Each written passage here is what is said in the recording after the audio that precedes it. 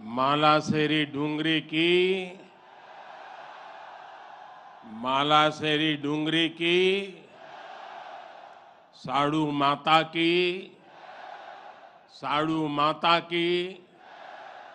सवाई भोज महाराज की देवनारायण भगवान की साड़ू माता गुर्जरी की ई तपोभूमि महादानी बगड़ावत सुरबीरारी कर्मभूमि और देवनारायण भगवान री जन्मभूमि मालासेरी डूंगरी ने मारो प्रणाम।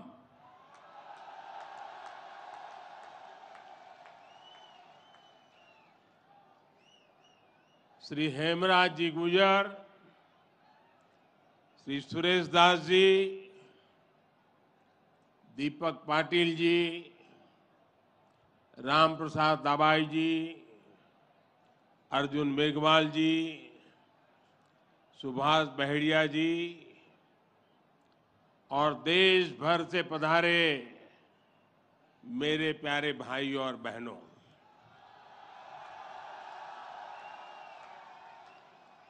आज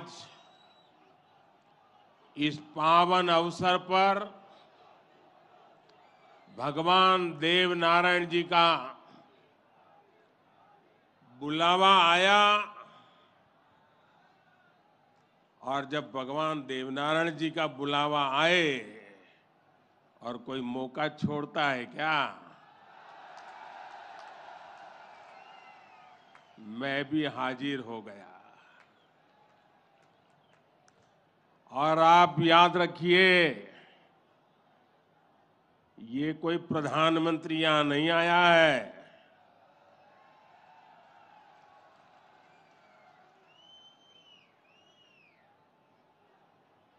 मैं पूरे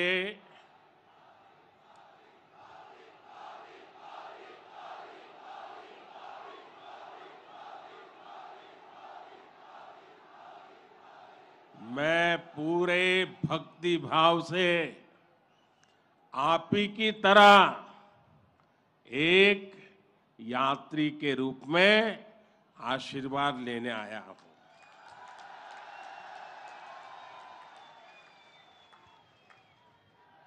अभी मुझे यज्ञशाला में पूर्णाहुति देने का भी सौभाग्य मिला। मेरे लिए ये भी सौभाग्य का विषय है कि मुझ जैसे एक सामान्य व्यक्ति को आज आपके बीच आकर के भगवान देवनारायण जी का और उनके सभी भक्तों का आशीर्वाद प्राप्त करने का ये पुण्य प्राप्त हुआ है। भगवान देवनारायण और जनता जनार्दन दोनों के दर्शन करके मैं आज धन्य हो गया हूं।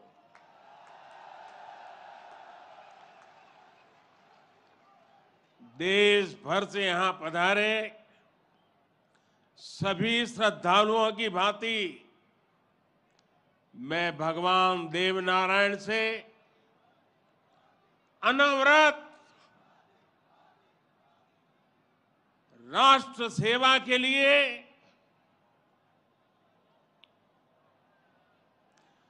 गरीबों के कल्याण के लिए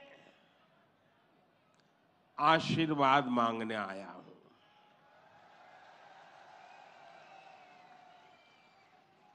साथियों, ये भगवान देवनारायण का 1111वां अवतरण दिवस है। सप्ताह भर से यहां इससे जुड़े समारोह चल रहे हैं। जितना बड़ा ये अवसर है, उतनी ही भव्यता, उतनी दिव्यता, उतनी ही बड़ी भागीदारी गुर्जर समाज ने सुनिश्चित की है। इसके लिए मैं आप सभी को बधाई देता हूं। समाज के प्रत्येक व्यक्ति के प्रयास की सराहना करता हूं। भाइयों और बहनों, भारत के हम लोग हजारों वर्षों पुराने अपने इतिहास, अपनी सभ्यता, अपनी संस्कृति पर गर्व करते हैं। दुनिया की अनेक सभ्यताएं समय के साथ समाप्त हो गई, परिवर्तनों के साथ खुद को ढाल नहीं पाई। भारत को भी भौगोलिक, सांस्कृतिक, सामाजिक और वैचारिक रूप से तोड़ने के बहुत प्रयास हुए, लेकिन भारत को कोई भी ताकत समाप्त नहीं कर पाई। भारत सिर्फ एक भूभाग नहीं है, बल्कि हमारी सभ्यता की, संस्कृति की, सद्भावना की, संभावना की एक अभिव्यक्ति है। इसलिए आज भारत अपने वैभवशाली भविष्य की नींव रख रहा है। और जानते हैं, इसके पीछे सबसे बड़ी प्रेरणा, सबसे बड़ी शक्ति क्या है? किसकी शक्ति से, किसके आशीर्वाद से? भारत अटल है, अजर है, अमर है। मेरे प्यारे भाइयों और बहनों, ये शक्ति हमारे समाज की शक्ति है। देश के कोटि कोटि जनों की शक्ति है। भारत की हजारों वर्षों की यात्रा में समाज शक्ति की बहुत बड़ी भूमिका रही है। हमारा ये सौभाग्य रहा है कि हर महत्वपूर्ण काल में हमारे समाज के भीतर से ही एक ऐसी ऊर्जा निकलती है जिसका प्रकाश सबको दिशा दिखाता है, सबका कल्याण करता है। भगवान देवनारायण भी ऐसे ही ऊर्जा पुंज थे, अवतार थे, जिन्होंने अत्याचारियों से हमारे जीवन और हमारी संस्कृति की रक्षा की।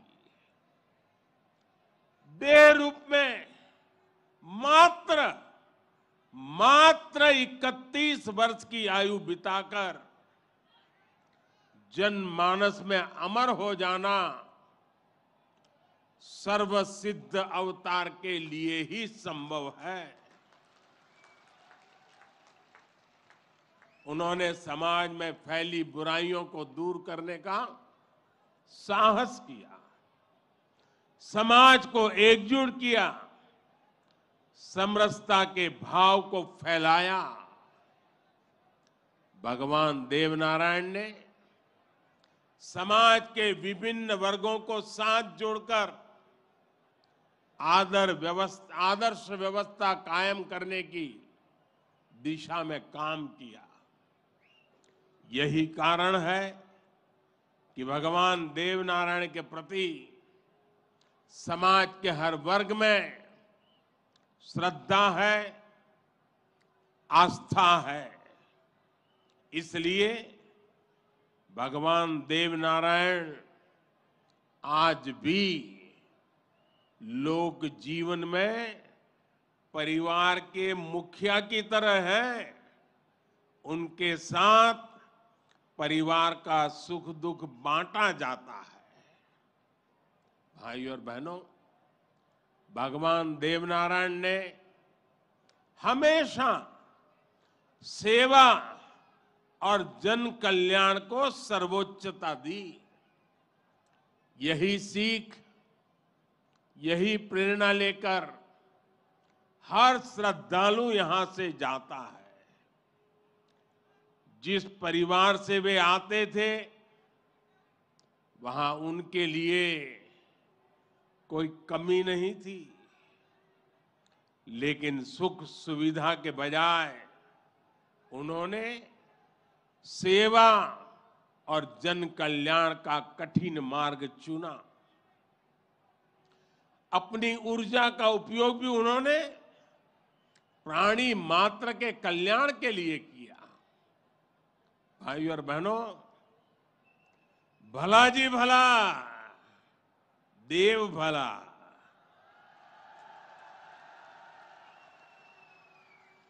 भला जी भला, देव भला। इसी उद्घोष में भले की कामना है, कल्याण की कामना है। भगवान देवनारायण ने जो रास्ता दिखाया है, वो सबके साथ से सबके विकास का है। आज देश इसी रास्ते पर चल रहा है। बीते 8-9 वर्षों से देश समाज के हर उस वर्ग को सशक्त करने का प्रयास कर रहा है जो उपेक्षित रहा है, वंचित रहा है। वंचितों को वरीयता, इस मंत्र को लेकर के हम चल रहे हैं। आप याद करिए, राशन मिलेगा या नहीं, कितना मिलेगा, ये गरीब की कितनी बड़ी चिंता होती थी। आज हर लाभार्थी को पूरा राशन मिल रहा है, मुफ्त मिल रहा है। अस्पताल में इलाज की चिंता को भी हमने आयुष्मान भारत योजना से दूर कर दिया है। गरीब के मन में घर को लेकर टॉयलेट, बिजली, गैस कनेक्शन को लेकर चिंता हुआ करती थी, वो भी हम दूर कर रहे हैं। बैंक से लेन देन भी कभी बहुत ही कम लोगों के नसीब होती थी।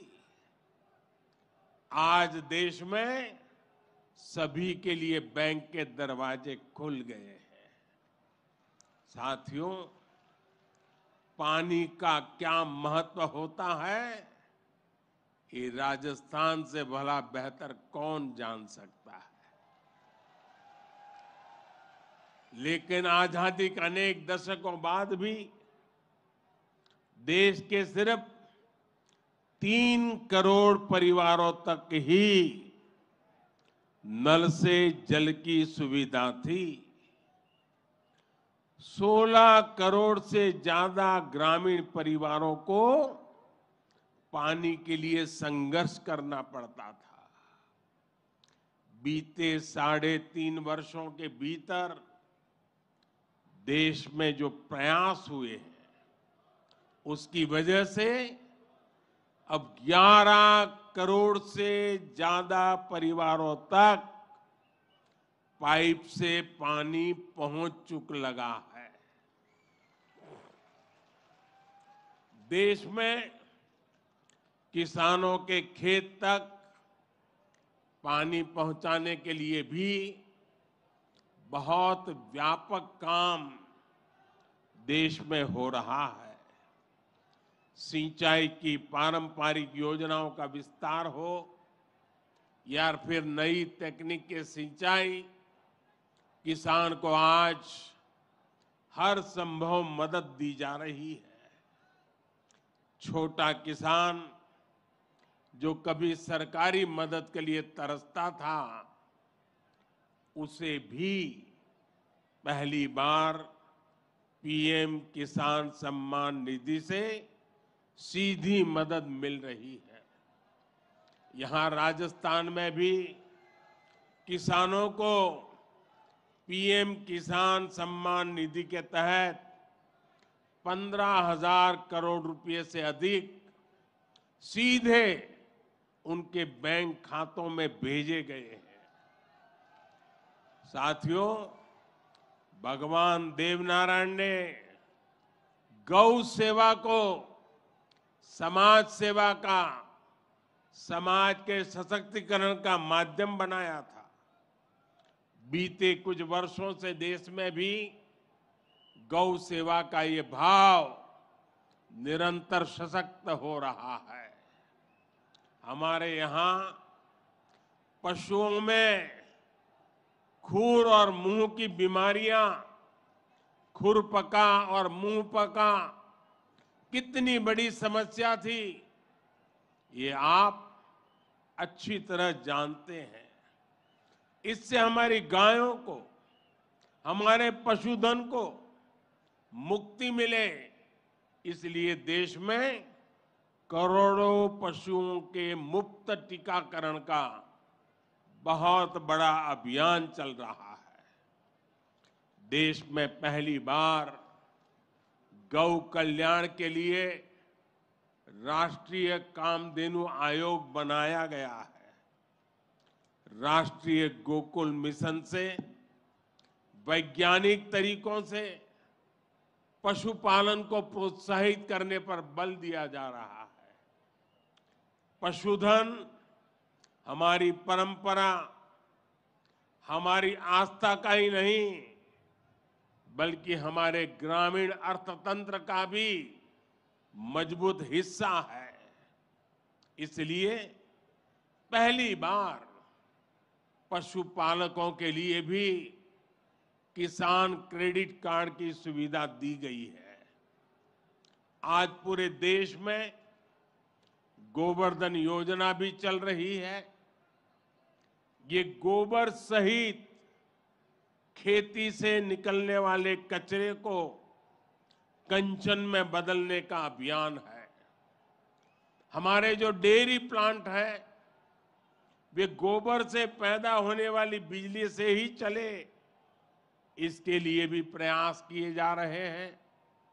साथियों, पिछले वर्ष स्वतंत्रता दिवस के अवसर पर मैंने लाल किले से पंच प्राणों पर चलने का आग्रह किया था। उद्देश्य यही है कि हम सभी अपनी विरासत पर गर्व करें, गुलामी की मानसिकता से बाहर निकले और देश के लिए अपने कर्तव्यों को याद रखें।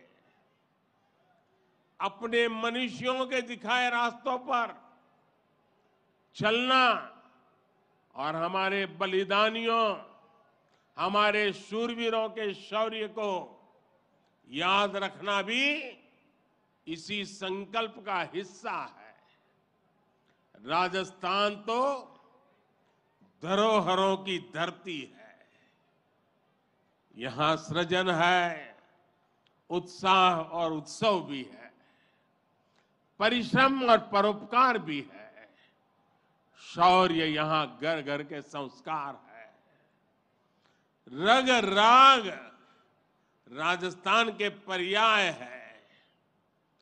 उतना ही महत्व यहां के जन जन के संघर्ष और संयम का भी है। ये प्रेरणा स्थली भारत के अनेक गौरवशाली पलों की, व्यक्तित्वों की साक्षी रही है। तेजासी से बाबूजी तक, गोगा जी से रामदेव जी तक, बप्पा रावल से महाराणा प्रताप तक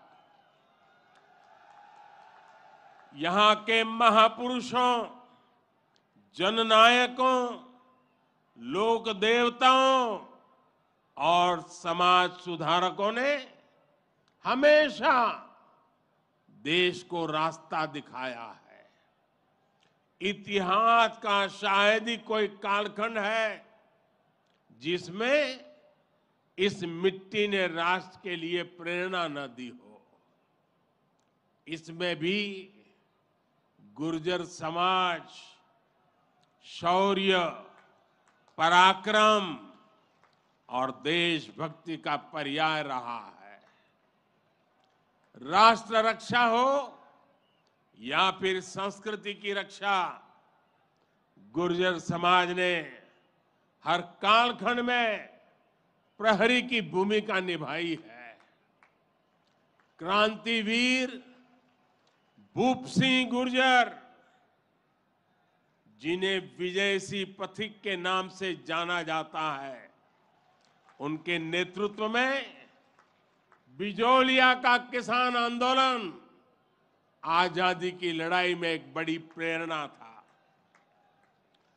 कोतवाल धन सिंह जी और जोगराज सिंह जी ऐसे अनेक योद्धा रहे हैं जिन्होंने देश के लिए अपना जीवन दे दिया।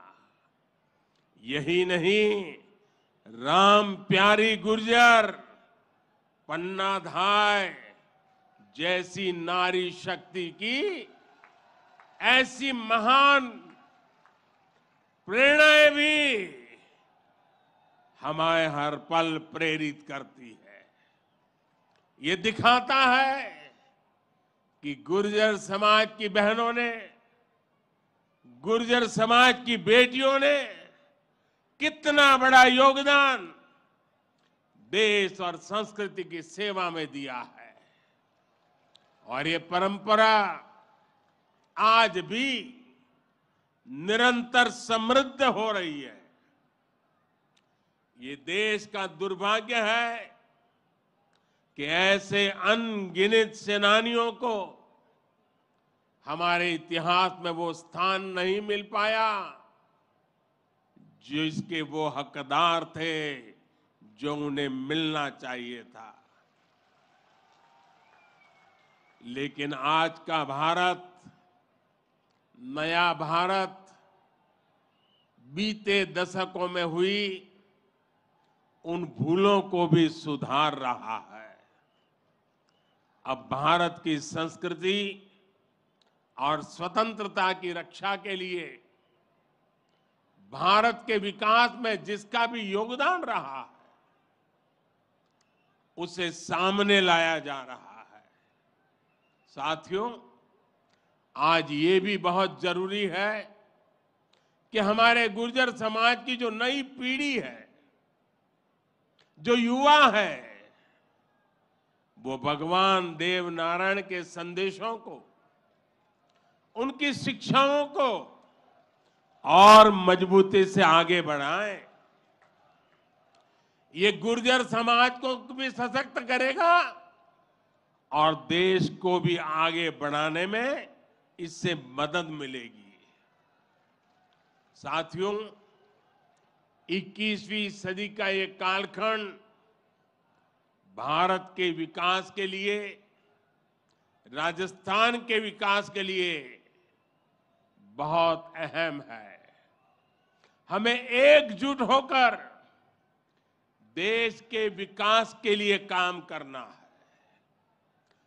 आज पूरी दुनिया भारत की ओर बहुत उम्मीदों से देख रही है। भारत ने जिस तरह पूरी दुनिया को अपना सामर्थ्य दिखाया है, अपना दमखम दिखाया है, उसने शूरवीरों की इस धरती का भी गौरव बढ़ाया है। आज भारत दुनिया के हर बड़े मंच पर अपनी बात डंके की चोट पर कहता है, आज भारत दूसरे देशों पर अपनी निर्भरता कम कर रहा है। इसलिए ऐसी हर बात जो हम देशवासियों की एकता के खिलाफ है, उससे हमें दूर रहना है। हमें अपने संकल्पों को सिद्ध कर दुनिया की उम्मीदों पर खरा उतरना है। मुझे पूरा विश्वास है कि भगवान देव नारायण जी के आशीर्वाद से हम सब जरूर सफल होंगे। हम कड़ा परिश्रम करेंगे, सब मिलकर के करेंगे। सबके प्रयास से सिद्धि प्राप्त होके रहेगी। और ये भी देखिए कैसा संयोग है,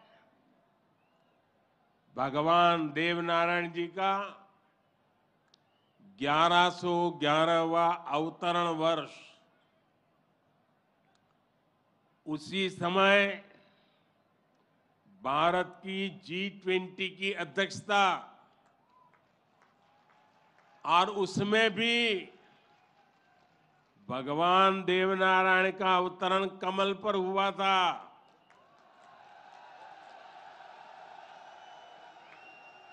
और G20 का जो लोगो है, उसमें भी कमल के ऊपर पूरी पृथ्वी को बिठाया है।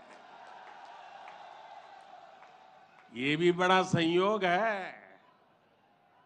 और हम तो वो लोग हैं जो पैदाइशी कमल के साथ हुई है।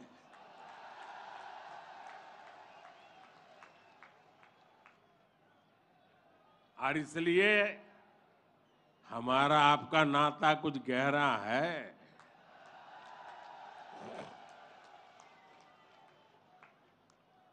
लेकिन मैं पूज्य संतों को प्रणाम करता हूं, इतनी बड़ी तादाद में यहां आशीर्वाद देने आए हैं। मैं समाज का भी हृदय से आभार व्यक्त करता हूं कि एक भक्त के रूप में मुझे आज यहां बुलाया, भक्ति भाव से बुलाया। ये सरकारी कार्यक्रम नहीं है, पूरी तरह समाज की शक्ति, समाज की भक्ति, उसी ने मुझे प्रेरित किया और मैं आपके बीच पहुंच गया। मेरी आप सबको अनेक अनेक शुभकामनाएं हैं। जय देव दरबार,